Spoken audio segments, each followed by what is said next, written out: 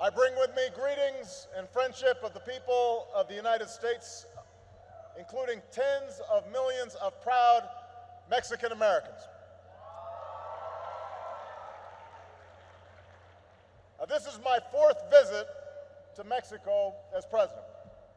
This is my second visit to this museum. And each time that I come, I've been inspired by your culture and by the beauty of this land, and most of all by the Mexican people. You've been so kind and gracious to me. You've welcomed my wife, Michelle, here to LDF. You've welcomed our daughter Malia and her classmates to Oaxaca. And as a proud father, I have to say that Malia's Spanish is getting very good.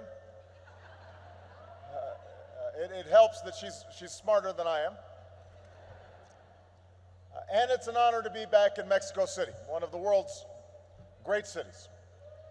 Es un placer estar entre amigos.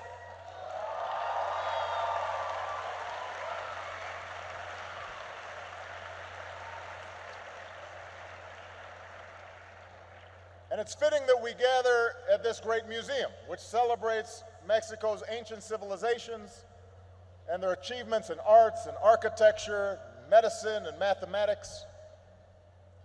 In modern times, Mexico's blend of cultures and traditions found its expression in the murals of Rivera and the paintings of Frida and the poetry of Sor Juana and the essays of Octavio Paz. And Paz once spoke words that capture the spirit of our gathering here today. In this place that celebrates your past, but which this morning is filled with so many young people who will shape Mexico's future. Octavio Paz said, modernity is not outside us, it is within us. It is today and the most ancient antiquity. It is tomorrow and the beginning of the world. It is 1,000 years old and yet newborn.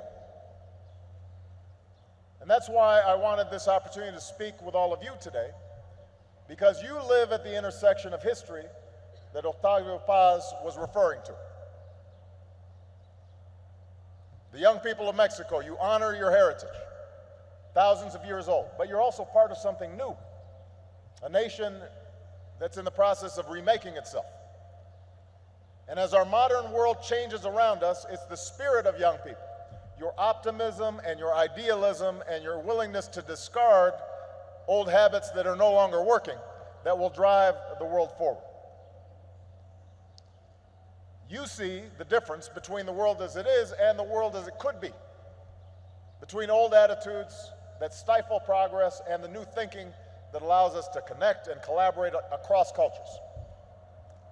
And by the way, that includes how we think about the relationship between Mexico and the United States. Despite all the bonds and the values that we share, despite all the people who claim heritage on both sides, our attitudes sometimes are trapped in old stereotypes. Some Americans only see the Mexico that is depicted in sensational headlines of violence and border crossings. And let's admit it, some Mexicans think that America disrespects Mexico or thinks that America's trying to impose itself on Mexican sovereignty or just wants to wall ourselves off. And in both countries, such distortions create misunderstandings that make it harder for us to move forward together. So I've come to Mexico because I think it's time for us to put the old mindsets aside. It's time to recognize new realities, including the impressive progress of today's Mexico.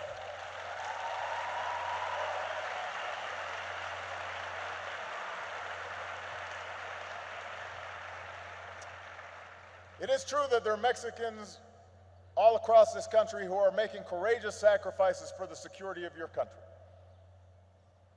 That in the countryside and in neighborhoods not far from here, there are those who are still struggling to give their children a better life. But what's also clear is that a new Mexico is emerging. I see it in the deepening of Mexico's democracy. Citizens who are standing up and saying that violence and impunity is not acceptable. A courageous press that's working to hold leaders accountable. A robust civil society, including brave defenders of human rights who demand dignity and rule of law. You have political parties that are competing vigorously but also transferring power peacefully and forging compromise. And that's all a sign of the extraordinary progress that's taken place here in Mexico. And even though we know that the work of perfecting democracy is never finished, that's true in America, that's true here in Mexico. You go forward knowing the truth that Benito Juarez once spoke. Democracy is the destiny of humanity, and we are seeing that here in Mexico. We're seeing that here in Mexico.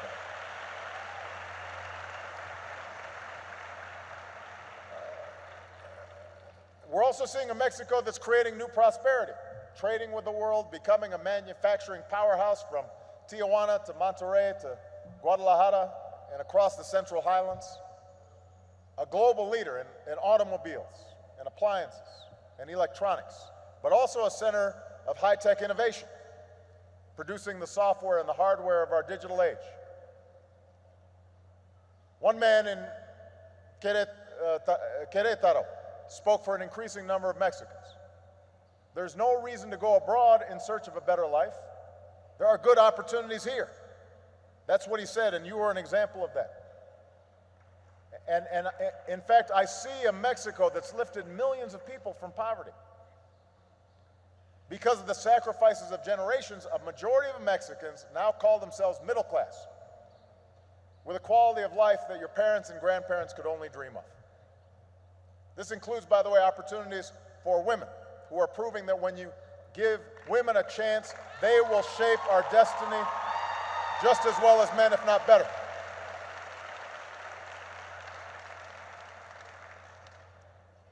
And I also see in Mexico's youth an empowered generation because of technology. I think I see some of you tweeting right now. What's happening?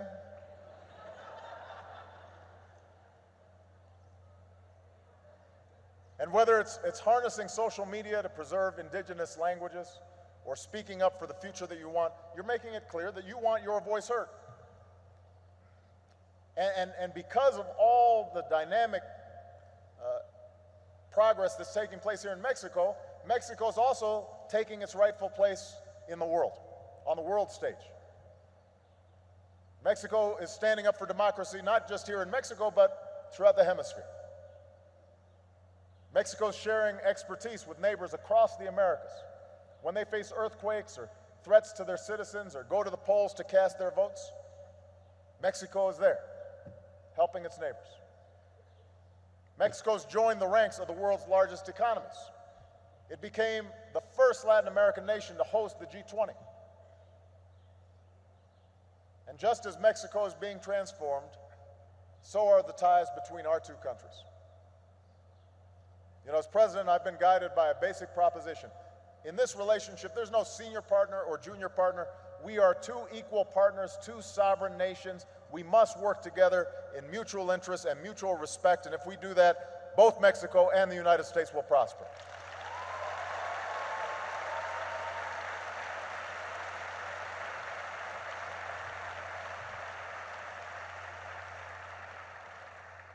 And just as I worked with President Calderón, I've reaffirmed with President Peña Nieto that the great partnership between our two countries will not simply continue, it's going to go stronger and become broader.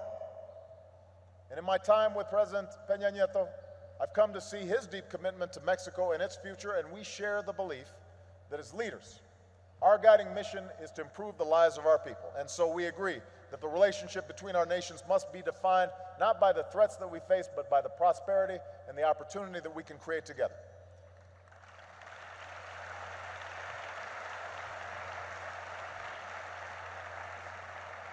Now, as equal partners, both our nations must recognize our mutual responsibilities. So here in Mexico, you've embarked on an ambitious reform agenda to make your economy more competitive and your institutions more accountable to you, the Mexican people. And as you pursue these reforms, I want you to know that you have strong support in the United States. Because I believe, that people all around the world deserve the best from their government. And whether you're looking for basic services or trying to start a new business, we share your belief that you should be able to make it through your day without paying a bribe. And when talented Mexicans like you imagine your future, you should have every opportunity to succeed right here in the country you love. And in the United States, we recognize our responsibilities. We understand that much of the root cause of violence that's been happening here in Mexico, for which so many Mexicans have suffered, is the demand for illegal drugs in the United States. And so we've got to continue to make progress on that front. I've been asked, and I honestly do not believe that legalizing drugs is the answer, but I do believe that a comprehensive approach, not just law enforcement, but education and prevention and treatment, that's what we have to do. And we're going to have to stay at it because the lives of our children and the future of our nations depend on it. And we also recognize that most of the guns used to commit violence here in Mexico come from the United States.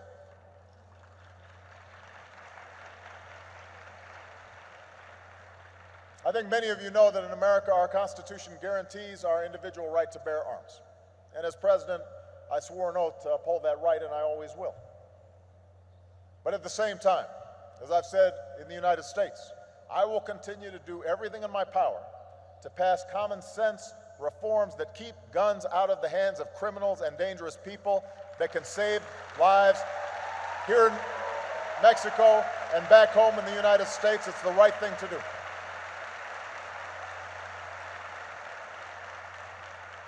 So we'll keep increasing the pressure on gun traffickers who bring illegal guns into Mexico. We'll keep putting these criminals where they belong, behind bars. And so we recognize we've got work to do on security issues, but we also recognize our responsibility as a nation that believes that all people are created equal. We believe it's our responsibility to make sure that we treat one another with dignity and respect. And this includes recognizing how the United States has been strengthened by the extraordinary contributions of immigrants from Mexico and by Americans of Mexican heritage.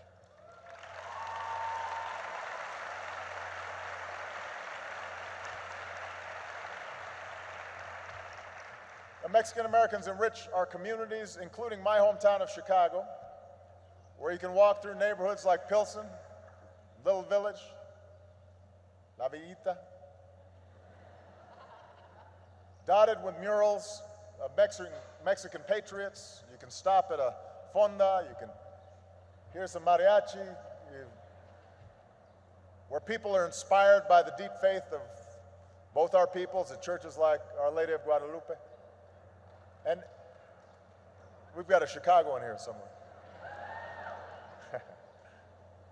And we're so grateful to Mexican Americans in every segment of our society for teaching our children and running our companies and serving with honor in our military and making breakthroughs in science and standing up for social justice. Dr. Martin Luther King Jr. told Cesar Chavez once, "We are brothers in the fight for equality." And in fact, without the strong support of Latinos, including so many Mexican Americans, I would not be standing here today as President of the United States. That's the truth.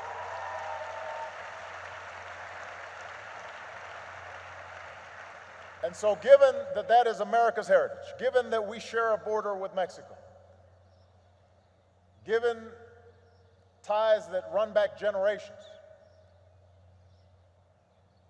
it is critical that the United States recognize the need to reform our immigration system. Because we are a nation of laws, but we're also a nation of immigrants. Like every nation, we have a responsibility to ensure that our laws are upheld. But we also know that as a nation of immigrants, the immigration system we have in the United States right now doesn't reflect our values. It separates families when we should be reuniting them. It's led millions of people to live in the shadows. It deprives us of the talents of so many young people, even though we know that immigrants have always been the engine of our economy, starting some of our greatest companies and pioneering new industries. That's one of the reasons I acted to lift the shadow of deportation from what we call the Dreamers, young people brought to the United States as children. And that's why I'm working with our Congress to pass common sense immigration reform this year. I'm convinced we can get it done.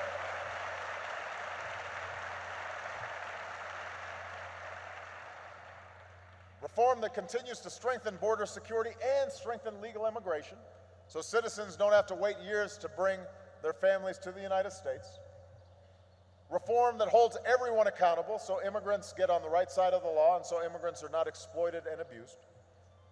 And most of all, reform that gives millions of undocumented individuals a pathway to earn their citizenship. And I am optimistic that after years of trying, we are going to get it done this year. I'm absolutely convinced of it.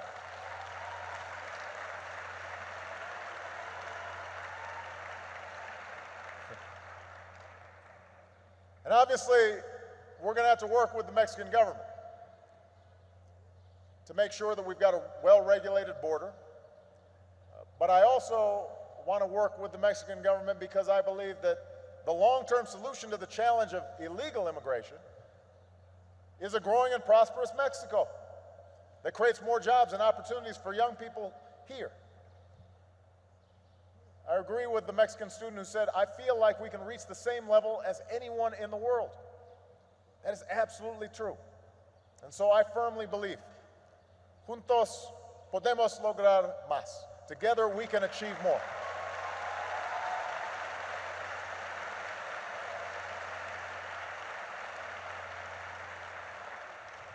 So with the remainder of my time today, I want to focus on 5 areas where we can do more.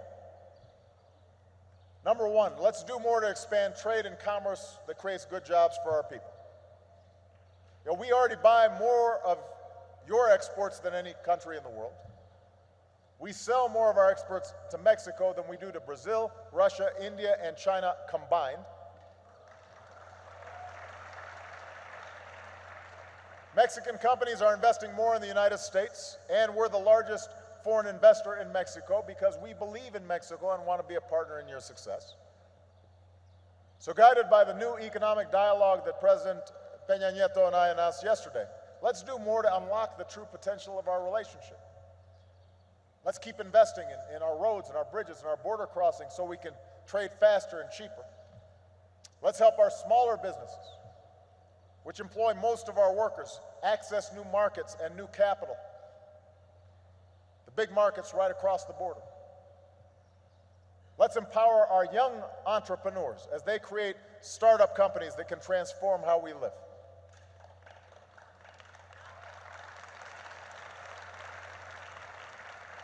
And let's realize the Trans-Pacific Partnership this year so our 2 nations can compete and win in the fast-growing markets of the Asia-Pacific. If the United States and Mexico are working together, we can sell a whole lot of things on the other side of the Pacific Ocean, where the fastest-growing economies are taking off right now. So that's number 1. Number 2, let's not just sell more things to each other, let's build more things together. So with many of our companies operating in both countries, parts are now being shipped back and forth across the border as they're assembled. So every day, you Mexican workers are building things together, whether it's crafts, whether it's cars, or aircraft, or computers, or satellites. And I think this is only the beginning. Given the skills of our workers, it makes even more sense for companies around the world to set up shop in the United States and set up shop in Mexico, and as Mexico reforms, we're going to be able to do more business together and sell more goods around the world. And the more that our companies collaborate, the more competitive they'll be. And the entire hemisphere will benefit because of those links and chains that have been created between our 2 countries. Number 3, as we secure our economic future, let's secure our energy future, including the clean energy that we need to combat climate change. You know, our nations are blessed with boundless natural beauty, from our coastlines and farmlands to your tropical forests. But climate change is happening. The science is undeniable. And so is the fact that our economies must become greener. So in the United States, we've made historic commitments to clean and renewable energy, like solar and wind power. And we've made a commitment to reduce the emission of harmful carbon pollution. And here in Mexico, you're a leader in cutting carbon emissions and helping developed countries do the same. So together, let's keep building new energy partnerships by harnessing all these new sources. And, by the way, creating the good jobs that come with these new technologies. And let's keep investing in green buildings and technologies that make our entire economy more efficient, but also make our planet cleaner and safer for future generations. Number 4, and this part of staying competitive, let's do more together in education so our young people have the knowledge and skills to succeed.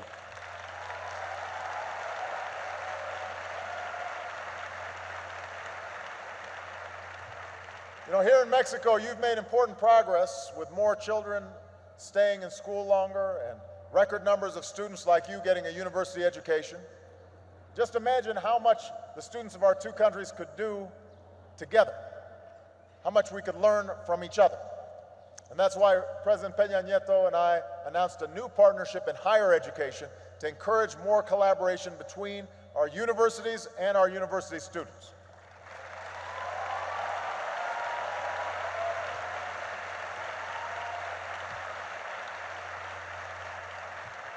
So we're going to focus on science and technology, on engineering and mathematics. And this is part of my broader initiative called 100,000 Strong in the Americas. We want 100,000 students from the United States studying in Latin America, including Mexico, and we want 100,000 Latin American students, including Mexican students, to come to study in the United States of America. Because when we study together and we learn together, we work together, and we prosper together. That's what I believe.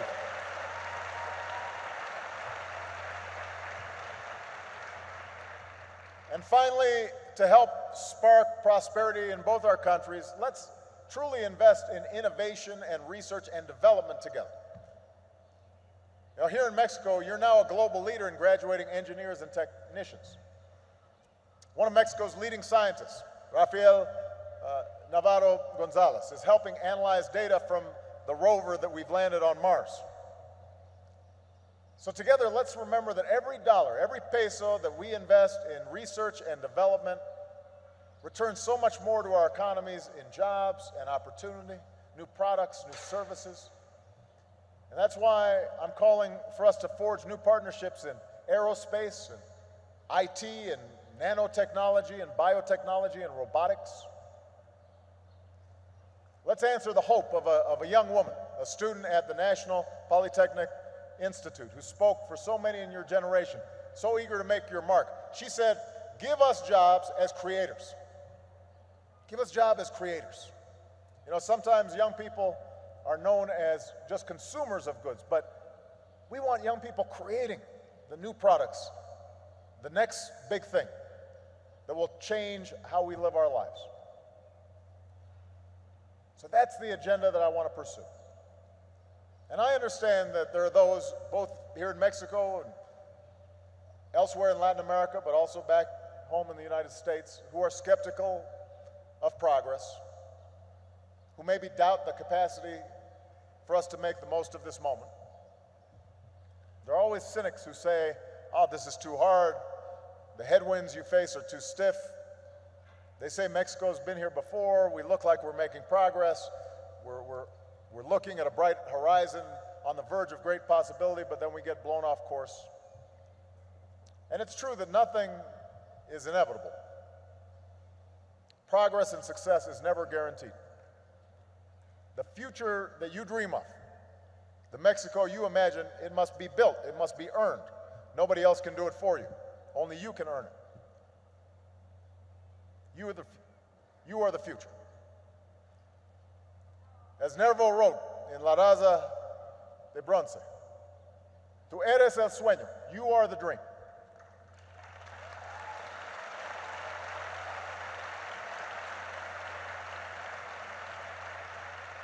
For just as it was patriots who answered the call when Father Hidalgo rang the church bell 2 centuries ago, your lives in a free Mexico are the dream that they imagined. And now it falls to you to keep alive those virtues for which so many generations of Mexicans struggle. You are the dream that can stand up for justice and human rights and human dignity here at home and around the world. You're the creators and the builders and the climbers and the strivers who can deliver progress and prosperity that will lift up not just the Mexican people for generations to come, but the entire world. You're the men and women who will push this nation upwards as Mexico assumes its rightful place. As you proudly sing, "In heaven your eternal destiny was written by the finger of God." You are the dream. This is your moment, and as you reach for that future, always remember that you have the greatest of partners, the greatest of friends, the nation that is rooting for your success more than anybody else, your neighbor, the United States of America. Viva Mexico, viva los Estados Unidos, que Dios los bendiga. Thank you very much.